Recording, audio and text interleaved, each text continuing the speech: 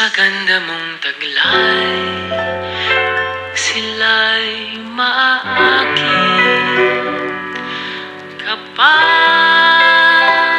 tinapuan ng tanaw. Mabibighani ang sinumang sisilay.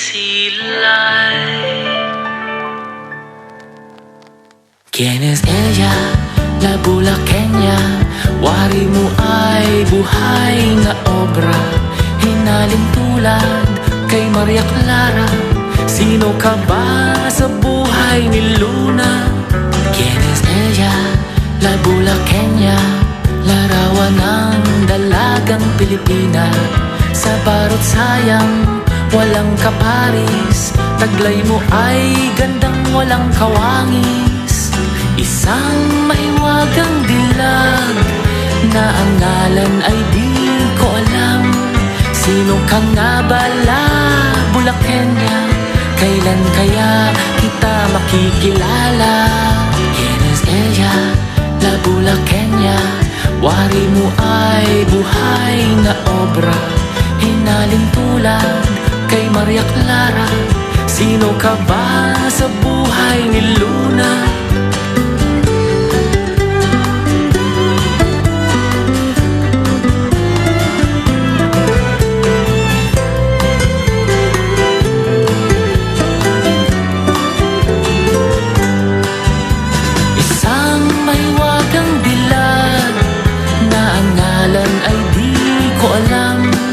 Sino ka nga bala, Bulaqueña? Kailan kaya kita makikilala? Kapag tinapuan ng tanaw, mabibighani ang sino mang sisilay. Sino ka ba? ¿Quién es ella? La Bulaqueña. Larawan ng dalagang Pilipina. Sa barot sayang, walang kaparis. Taglay mo ay gandang walang kawangis. Isang mahiwagang dilag na ang ngalan ay di ko alam. Sino ka nga bala, Bulaqueña? Kailan kaya kita makikilala?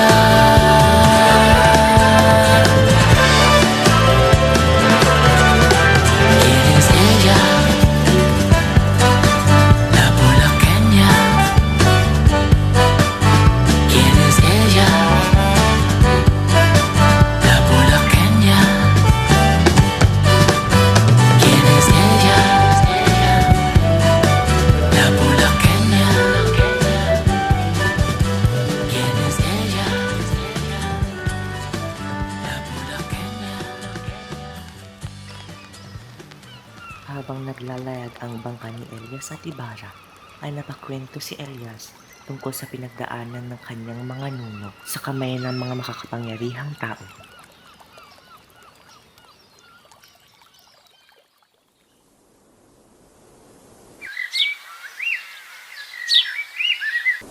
Marahil may 60 taon na ngayon ang nakakaraan. Ang nuno kong lalaki ay tenedor de libros sa isang almasen ng Kastila. Medyo bata pa siya noon at may isang anak na lalaki.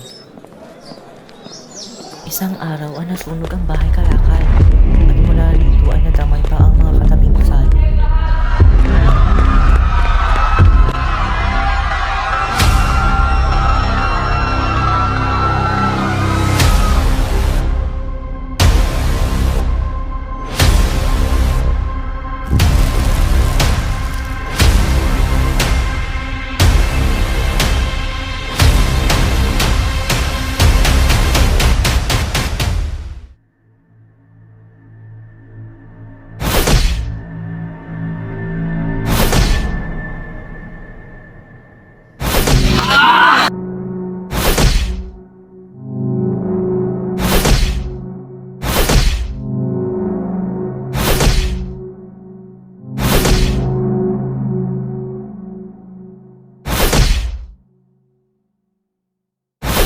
Ang nuno ko ay napagpintangan at isinagdal sa hukuman. Dahil sa wala siyang maibayad, dahil mababa lamang siya, ay hinatulan pinagpilitan siyang paluin sa mga hayag na daan. Pinalo ito hanggang siya ay mahimatay. Dahil rito, ang kanyang asawa ay nagpalimos sa mga bahay-bahay para may taguyod nito ang may sakit nitong asawa at ang kanilang anak.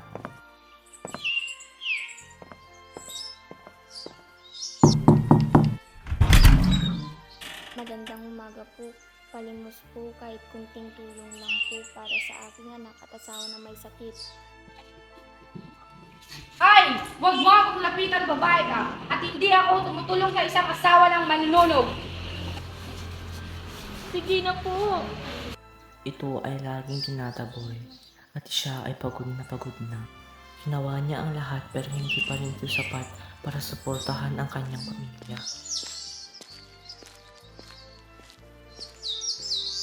Isang araw, may mayaman na lalaki na nagka-interes sa kanya. Ka bang bayarang babae? Halika at pakasayin mo ako ngayong gabi. Ako po? Oo, halika, babayaran naman kita. Dahil sa kalagayan nila ngayon, ay napilitan siyang kumapit sa patalim at naging kalapati na mababa ang lipad. Makalipas ang 2 buwan, ay gumaling na ang sugat ng aking nuno pero paika-ika pa rin ito. Nagpasya silang lumipat sa isang liblib na lugar sa kabundukan. Sige, iri pa! Nandito na ang ulo ng bata! Sige, iri pa! Di nagtagal ay nabuntis ang aking nunong babae at nagkaanak sila. Ngunit hindi ito nagtagal dahil ito ay sakitin. Kalaunan ay namatay rin ito. Dahil sa bigat ng problema nila, ang aking nunong lalaki ay hindi na ito kinaya at pinili nitong magpakapatay na lamang. Nagbigti ito at iniwan ang kanyang buntis na asawa.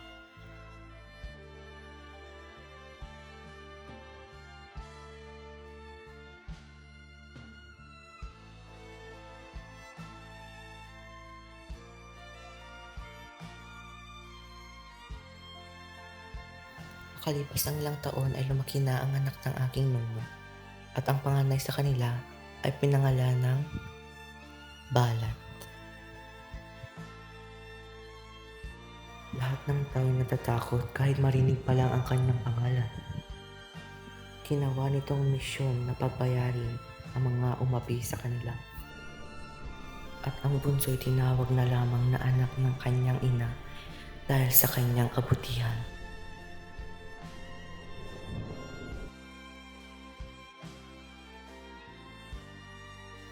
Di natagal ay napasakamay si Balat sa mga makakapangyarihan.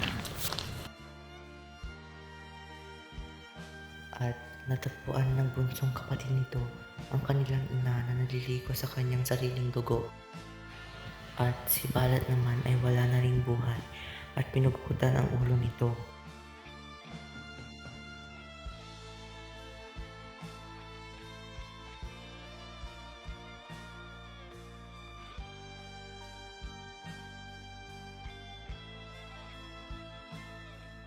Di nagtagal ay umalis ang bunsong anak ng aking nuno sa kanilang syudad at lumipat ito sa isang maliit na syudad at doon nakilala niya ang kanyang asawa at nagkaroon sila ng 2 anak, isang lalaki at isang babae. At ako ang lalaki sa magkapatid. Isang araw, ang aking kapatid ay nawala. Ito ay hinanap ko araw-gabi, ngunit hindi ko pa rin ito mahanap. Isang araw, may babaeng nakitang palutang-lutang sa pangpang ng aming dagat. Sa aking pag-oobserba, mula sa kanyang pananamit, hiyas na suot at ang kanyang muka, ay nakumpirma ko, siya ang aking kapatid.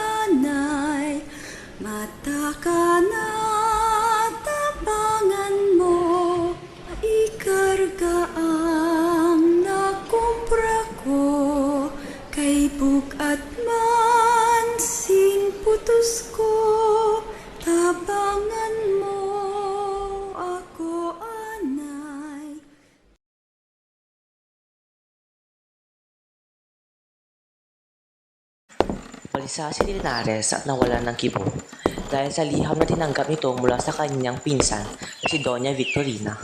Ganito ang sinasaad ng liham.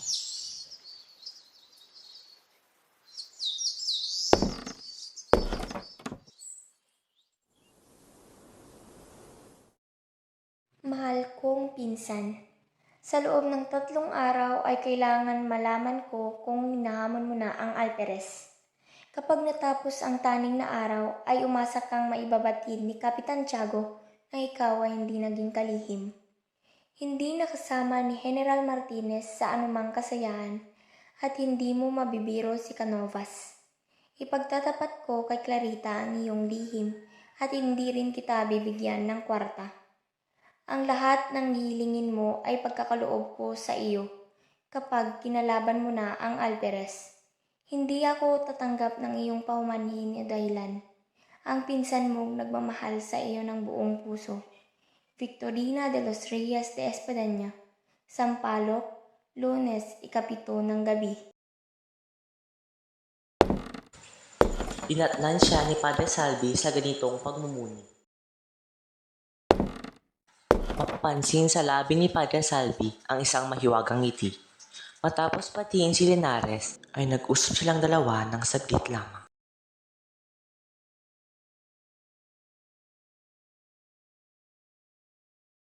Pagkatapos, ay tinanong niya si Kapitan Tiago. Si Don Santiago ay dumating. Pumalik sa kamay ng pari at inabot ang baston at sombrero ng nakangiti rin. Ibinalita ni Padre Salvi na siya ay tumanggap ng liham sa Maynila. Liham na nagpapatunay na si Ibarra ay pinatawad na. Pinag-usapan ba nila si Ibarra? Clarita, mas mabuting manatili ka muna dito. Nang mga sandaling iyon ay dumating si Ibarra, kasunod ni Tia Isabel, at bigla itong kinamayan ni Padre Salvi. Ngayon lamang ay pinupuri ko kayo. Lumapit si Ibarra kay Sinang. Maya-maya ay dinala niya si Sinang sa sulok ng sala at doon ni sila nag-usap. Iwasan ba ako ni Clarita? Aywan ko, ngunit lagi siyang umiiyak at lagi niyang sinasabing limutin mo na siya.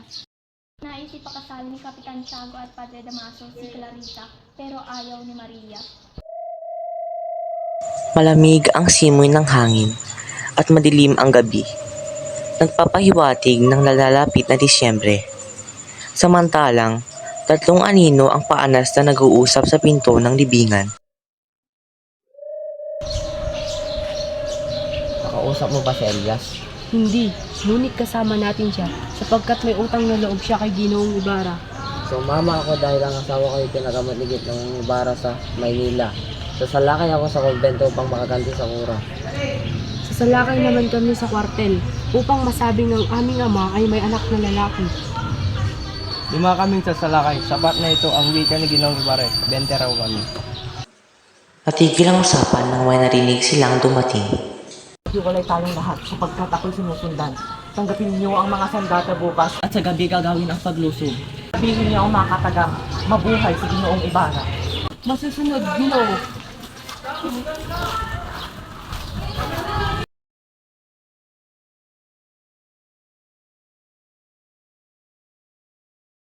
Hinihintay ko na sumapit ang kawalo ng gabi para makakuha ng barahan ng patay. Ang nais ko'y manalo ng kwarta ngayong gabi. Kayo, ano ang inyong layon? Gayon din. Mabuti at magkakaroon ako ng kasama. Pumasok ang dalawa at naupo sa isang nicho. Si Elias ay tumaya sa kabayo, ngunit ang nabunot ay alas. Natalo si Elias. Natalo ko kayo. Ngayon umalis na kayo upang makapaghanap buhay akong mag-isa.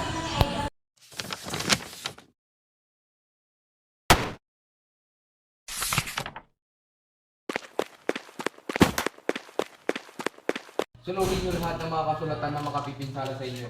Magtungo kayo sa isang lugar na hindi mapanganib. Bakit? Sapagkat nabatid ko ang isang pag-aalsa. Isang pag-alsa? At sino ang may kagagawan? Hindi ko masabi sa inyo dahil hindi gustong magtapat ng isang inupaan. Hindi ba sinabi sa iyo kung sino ang umupa sa kanya? Opo, pagkatawag ng hilingin sa hilihim ko ay sinabing kayo raw. Diyos ko po.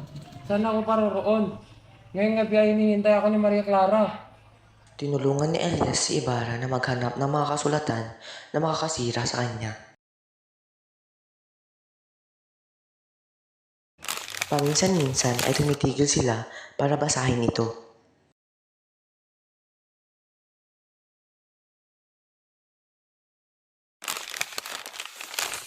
Habang naghahanap, ay may nakuha si Elias na kasulatan na tungkol sa kanyang mga nuno. Ito ay natulala. Nakikilala ba ng iyong pamilya si Ginoong El Baramendia? Oo, siya ang ama ng aking nono. Siya ba ay taga Biskaya? Kilala ba niyo si Don Pedro El Baramendia? Siya ang nagtaksil na nagbintang sa aming nuno at naging sanhi ng aming kasawian. Kinuha ni Elias ang kanyang sibat at tumakbo papalayo.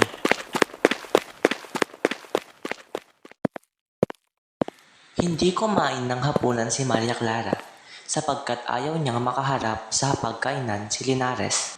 Bukod pa sa paghihintay niya sa pagdating ni Ibarra, pinulungan siya ni Sina. Tignan mo, at ang kurang iyan ay hindi naaalis dito. Babalik yan mamayang kalalo. Dumating si Ibarra ng malungkot at nakaluksa. Tatawagin na sana siya ni Maria, ngunit biglang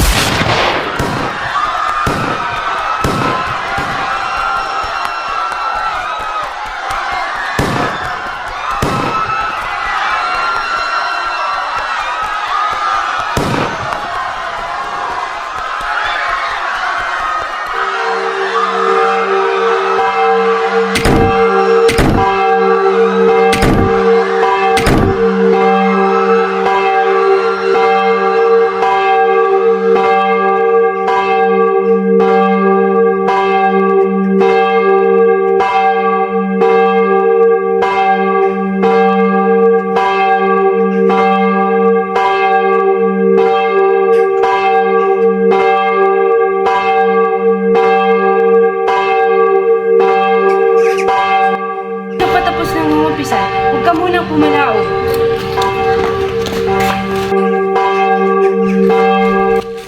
Ginoong Ibarra, mabuti ng dinong na! Kunin mo ang pinakamabilis ng kabayo at pumunta na kayo sa loob.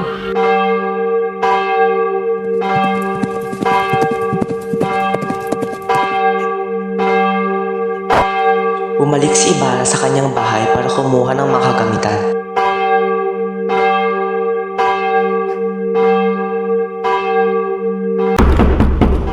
Sa ngalan ng hari, buksan niyo ang pinto. Kung hindi, gigibain namin ito. Hinanap ni Ibarra ang kanyang baril at lumapit sa pintuan. Kinasa niya ang kanyang baril at pumilit na binubuksan ang kanyang pinto. Ngunit nang laban ito.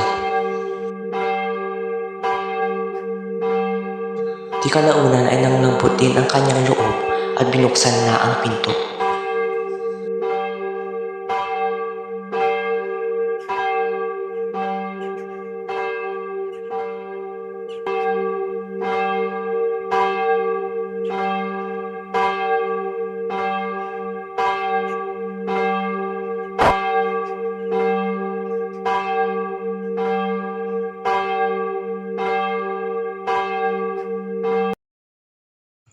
Bumalik si Elias sa bahay ni Ibarra para kumuha ng mga kasulatan na makakasira sa kanya.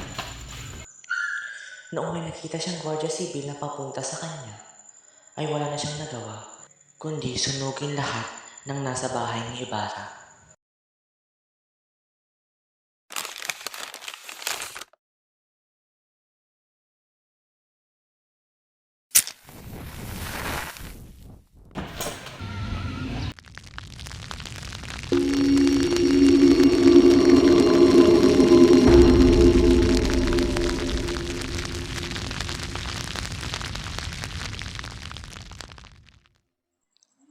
Nang hilakbot sa malaking gulo ng nakaraang gabi ang mga mamamayan ng San Diego. Malungkot at wala ni isang tao ang daang kinalalagyan ng kwartel at tribunal. Nakapinig pa rin ang mga bintana. Nang may isang taong nagbukas ng bintana, ang ibang kapitbahay ay nagsisunuran na rin. Si Hermana Puti at Hermana Rufa na magkatapat ng bahay ay sandaling nagtinginan nagngitian at halos sabay na nag-antanda. Higit pang marami ang putok kaysa noong looban ni Balat ang bayan. Paunawa, ang kabanatang ito ay naglalaman ng brutal at hindi makataong uri ng pagtrato ng tao. Ang kabanatang ito ay hindi gaanong naitutulad sa libro ni Dr. Rosa Rizal dahil sa kakulangan ng nakasusulasok ang amoy na lumabas sa pintong binuksan. Ilang sandali pa'y narinig na ang pukpok at langit-ngit ng binuksang pango. Inilabas si Tarsilo na nakagapos at luray-luray ang damit.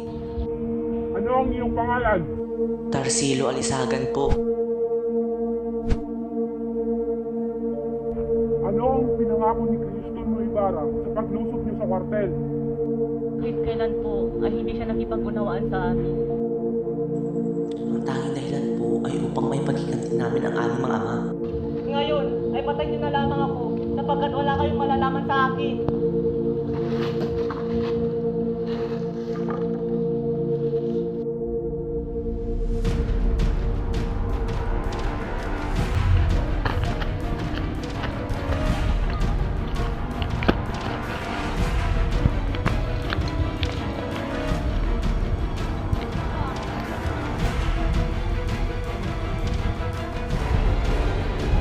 Kilala mo ba ang mga bangkay na iyan?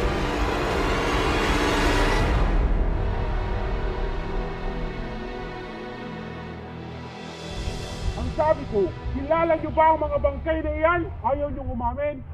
Paluin ang mga yan hanggang sa sila'y dumugo.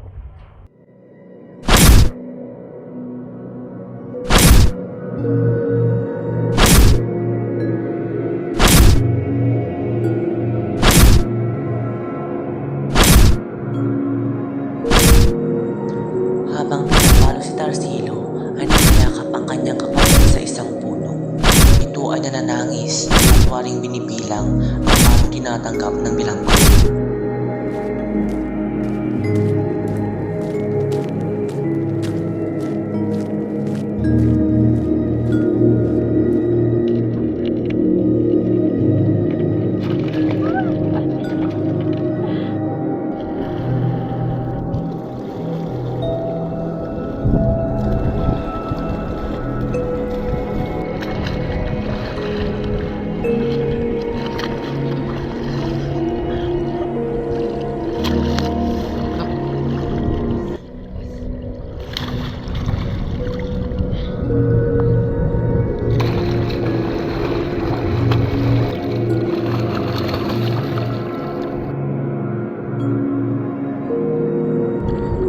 Kakalingain kayo ng Diyos sa inyong gawa.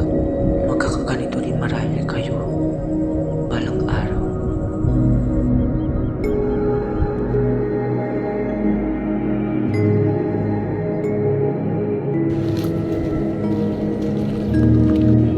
Iyan ang may sala at siya pa ang walang gapos. Oo nga, ikapos yan. Siya, tapusin niyo na ako ng mahigpit.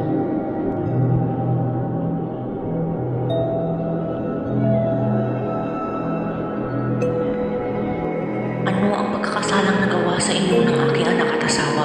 Pagmasdan niyo ang bunso kong anak na inalisan niyo ng ama. Dapat sa'yo'y bitayin. Mula sa malayo ang pinagmapasdan ni Piloso Potasio, si Ivan. Bitahi! Isayang salot sa lipunan! Kinabukasan ay natagpuan na ito walang buhay sa kanyang bahay.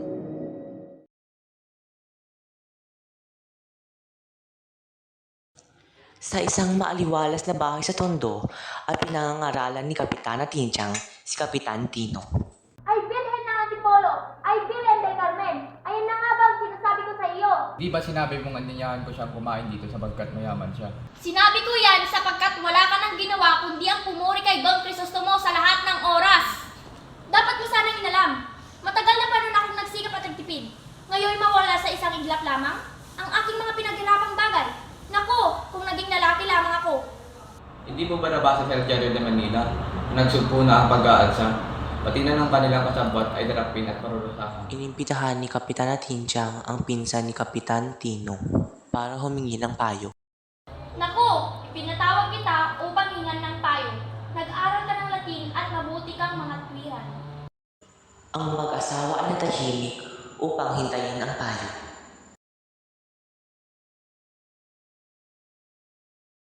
Habang nagpapayo ang kanyang pinsan, ay naramdamang kirot sa kanyang dibdib si Kapitan Tinong. Binaliwala niya lamang ito noong biglang siya ay nahimatay.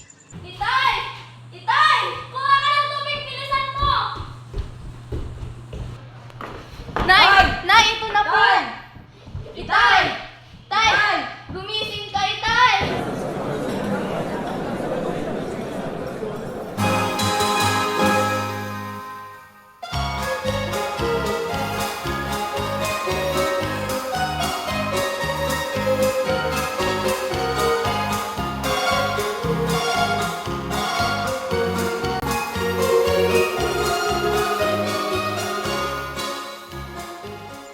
Alam ng Kapitan General ang kanyang ginagawa.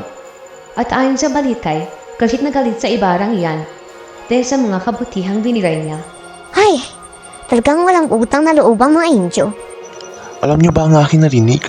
Ang may bahay ni Kapitan Tinong ay naghandog ngayong hapon sa Kapitan General ng isang singsing na nagkakahalaga ng 1,000 piso. Marahil natatakot siya hulihin. Dumating sina Doña Victorina, Don Tiburcio at Linares sa bahay ni Kapitan Tiago. Si Doña Victorina ang sumarili sa usapan at paulit-ulit na ipinahayag na iba na ang may kamag-anak na mahal na tao sapagkat nakakapagpabalik-balik sa bahay ng Kapitan General.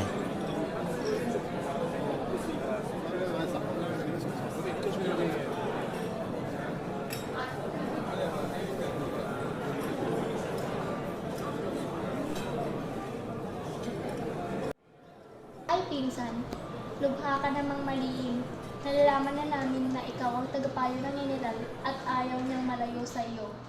Si Maria Clara ay magaling na, ngunit may pamumutla pa rin.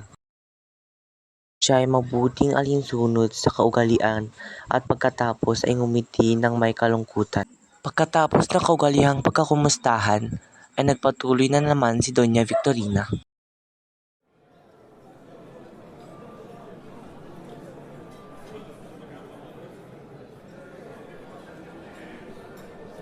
Sa pag-aakalang hindi niya dapat mapakinggan ang usapan, nagpaalam si Maria Clara sa kanila.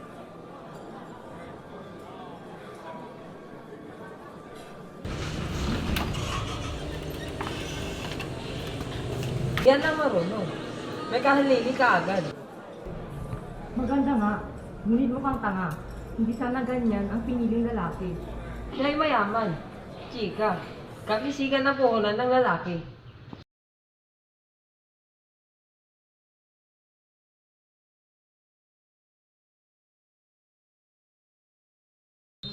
Ako nga, si Elias na dapat magalit sa akin ay inagaw ako sa bilangguan na pinagdalhan sa akin ng aking mga kaibigan.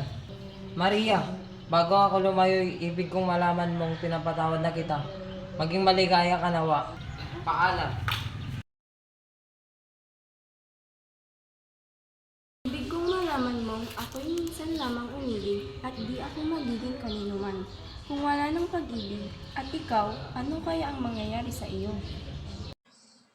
Pagkatapos ng pagpigil ni Maria Clara kay Ibarra, ay linantad ni Maria Clara ang tunay niyang pagkatao kay Ibarra. Sinabi niya lahat sa kanya bago ito umalis. Ako'y isa lamang takas. Hindi magtatagal at matutuklasan ang aking pagtakas, Maria.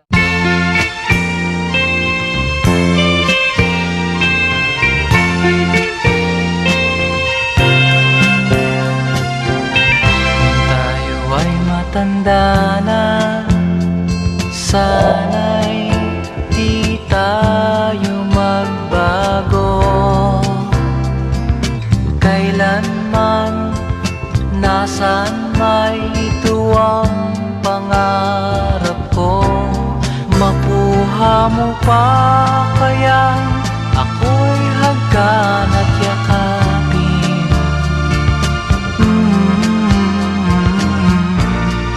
Hanggang pagtanda natin, nagtatanong lang sa'yo, ako pa kaya'y ibigin mo? Kung maputi na ang buko. Mag-uumaga na nung si Elias at Ibarra ay sumapit sa tahimik na lawa. Ngunit mula sa malayo'y nabanyaagan nila ang isang bagay na papalapit sa kanila. Malakas ang loob ni Elias na ito ay ang mga gwardya sibil, kaya't tinago niya si Ibarra. Tumalon si Elias sa bangka para mabaling ang atensyon sa kanya.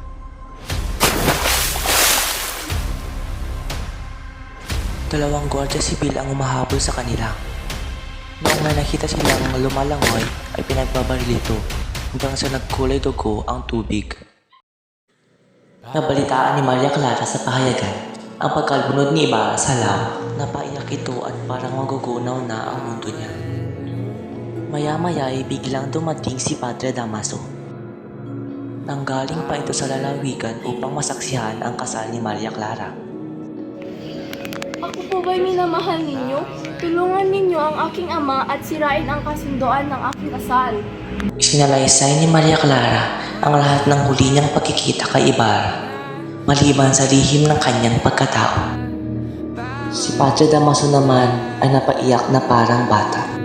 Nagmakaawa na lang siya kay Padre Damaso kung pwede pa siyang magmongha. Ngunit ayaw ito ni Padre Damaso dahil alam niya ang hirap sa loob ng makapal na pader ng kumbento. Ngunit sinabi ni Maria Clara, ang kumbento o ang kamatayan. Dahil dito ay napaiyak na naman si Padre Damaso at napapayag siya ni Maria Clara na siya ay magmongha. Nakatira sa kubo ng isang mag-anak na Tagalog na ang pagkabuhay ay nanggagaling sa pangangaso at pangangahoy. Ang isang batang payat, maputla at may malamlam na mga mata ang nakaupo sa isang punong nabuwal. Ang batang ito ay si Basilio. Si Basilio ay may sugat sa paa at pinapasaya ng dalawang bata. 2 buwan na ang nakakalipas mula nang siya ay natagpuan na sugatan. Akala nila ay hindi na siya mabubuhay. Nagpaalam na umuwi si Basilio sa matanda. Siya ay nagpumilit at hindi naman nabigo. Nagpasalamat ito sa mga kabutihang binigay sa kanya. Diyos na po ang bahalang gumanti sa inyong kabutihan. Ang nais ko po'y makita ang aking ina at bunsong kapatid na nasa bahay. Narating ng paika-ika ni Basilio ang San Diego. Tinungo niya agad ang tahanan, ngunit nakita niyang walang tao. Siya ay nagtanong at nalaman na ang kanyang ina ay baliw at pakalat-kalat sa lansangan. Inay! Nandito ka ba? Tumakbo siyang paika-ika upang hanapin ang kanyang ina. Agad na tinungo ni Basilio ang bahay ng bagong alperes, sapagkat narinig niya mula roon ang malungkot na awit ng kanyang ina.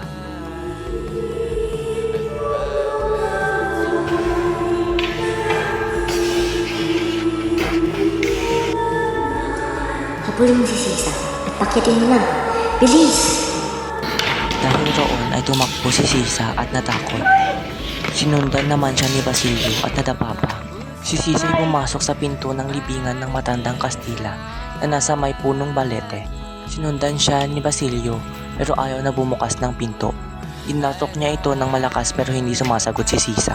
Natanaw niya ang isang sanga ng baleteng nakakapit sa isang inakyat ang puno at pagkatapos makapangunyapit sa sangay nakarating sa balete. Nakita niya ang kanyang ina na nanghihina sa loob. Dahil sa kanyang mahinang katawan ay nahulog si Basilio. Mabilis na nagpatihulog si Basilio at dala ng panghinay nawalan siya ng malay.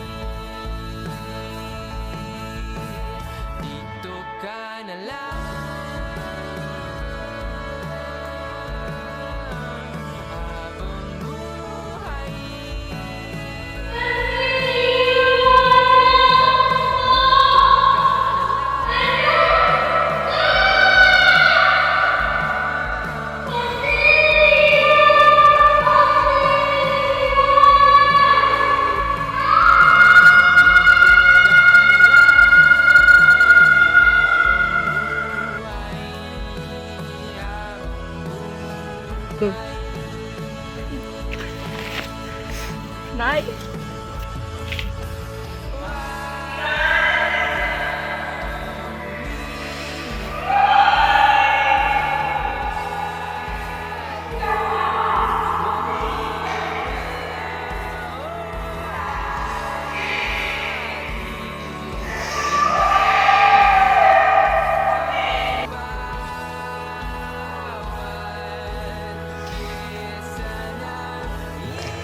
Alam ko kung lang ang kakainin natin ngayon. Ngunit pinapangako ko bukas, bibili ko kayo ng masarap na pagkain. Ngayon wala ka na. Ano na ang aking gagawin? Anong gagawin kung wala ka?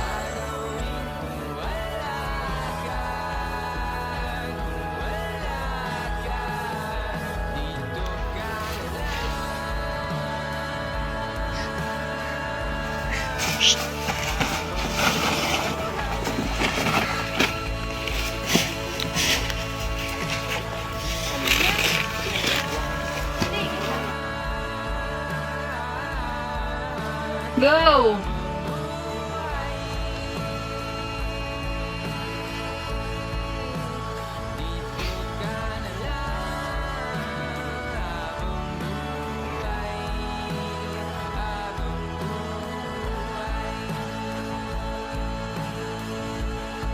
Di kalaunan ay namaalam na si Padre Damaso at namatay sa kanyang tulog, habang ang kanyang anak ay nasa kumbento. Si Doña Consolacion ay nag-uumod sa pag-inom ng alak at paghihit ng tabako. At walang malinaw na balita kay Maria Clara.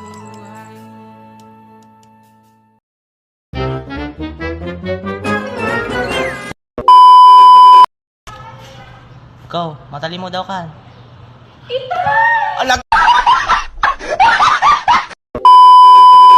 Wow! Ito gawam. Di ko naging papatangka Lindon. Kita nyo ni Lindon namin. Tapos nagpatangka pag papatangka. Lapatang. Patang. Patang. Patang.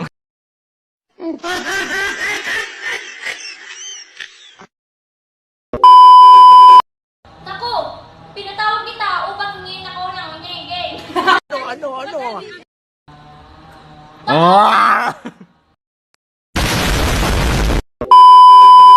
Umunag, kitam.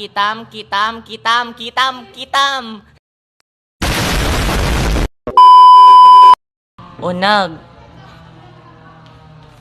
Mga makita sa rupam. Papas at papakasikan to basit.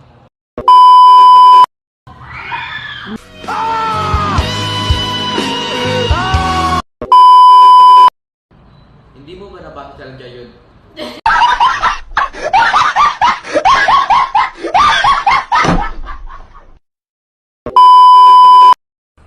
Dapat mo sanang inalam.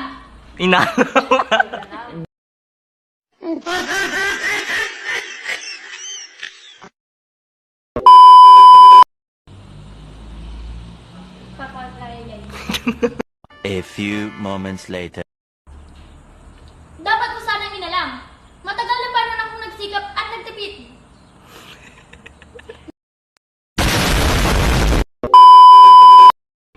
Sinabi ko iyan sapagkat wala ka nang ginawa kundi ang pumuri kay Don Crisostomo sa lahat ng oras. Basta...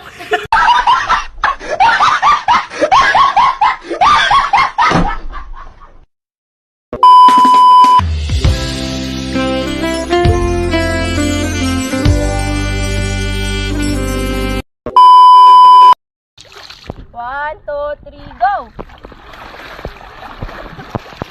Stop! Ala, nakita dan! Stop, kunakot!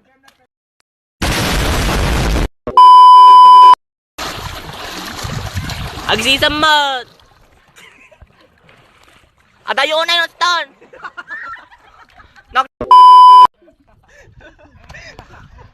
Ako hindi na video wala sa yatin tak. A few inches later. Sagwan pasango mo udin Lindon pasam Lindon sagwan makita yo jikwan di bangkadan paltugan yon makita nila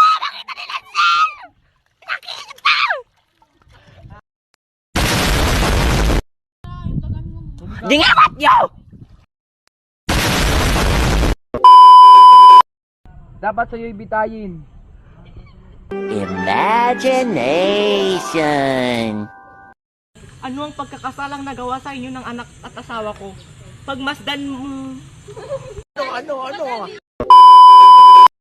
Ako si Mr. Suave. Grabe. Habuli. Nice. Tuk.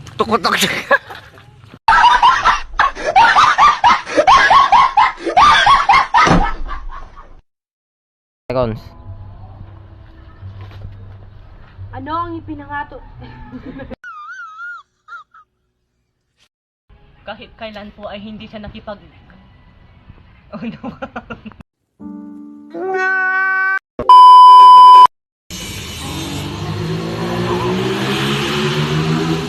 Wait lang! May vlog ako ma.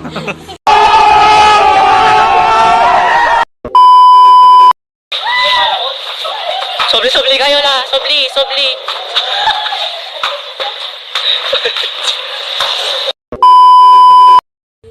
Tsaka mamatay kayo. 1, 2, 3, go.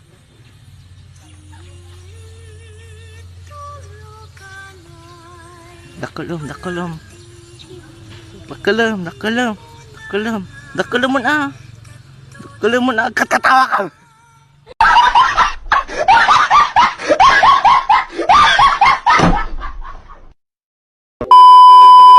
Yan na! Pabe!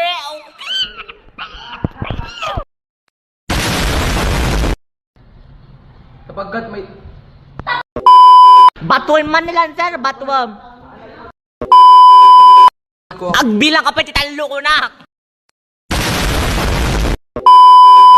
Saka na parto. Okay, kasi masusurong ka dito taong alam mablabas.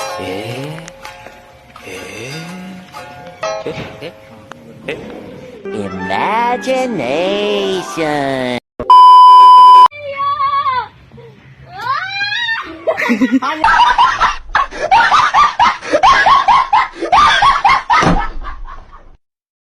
Go.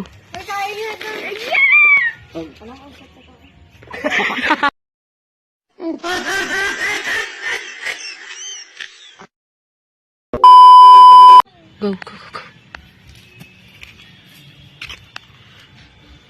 Tulungan niyo po kami. Alam niya, naigirupan. Go. Dugdug.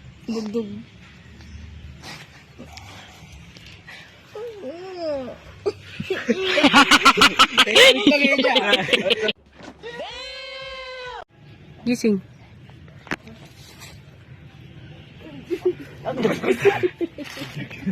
Nagdagsaliti ba? 2 hours later. Nay!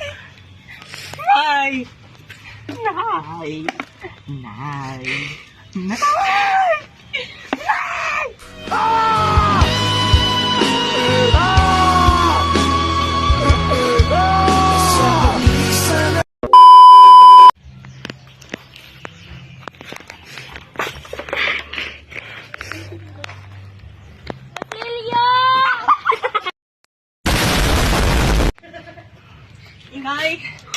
Nandyan ka pa ba? Inay! Nandito ka ba? Okay na. Kaawak po sa inyo. Tulungan niyo po ako. Sakay mo niya. Masok na aking kasal. Oh, may kabeso to.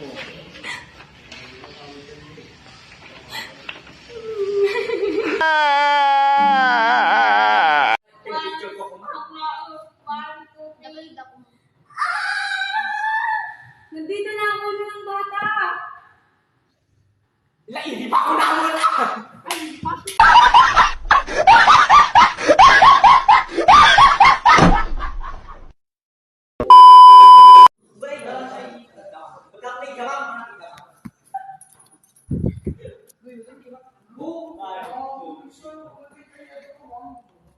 Ay! Wag mo akong lapinan, babae ka! At hindi na ako tumutulong sa...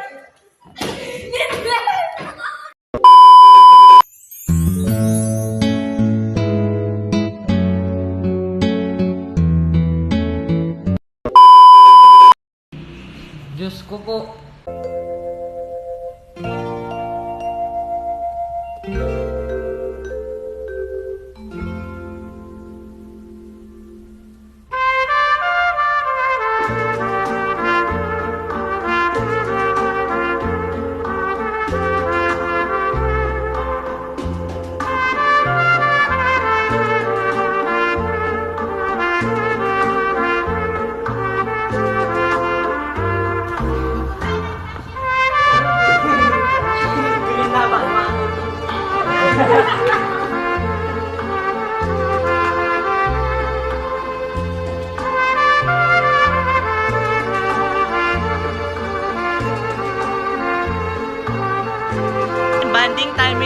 and Elias.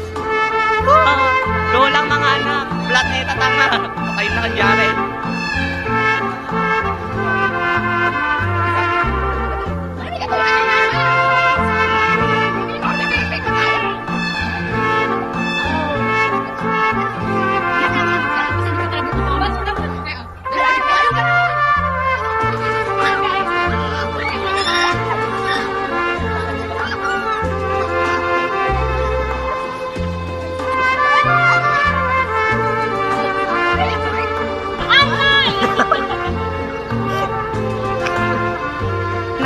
Pag nado, pag tabang ka na.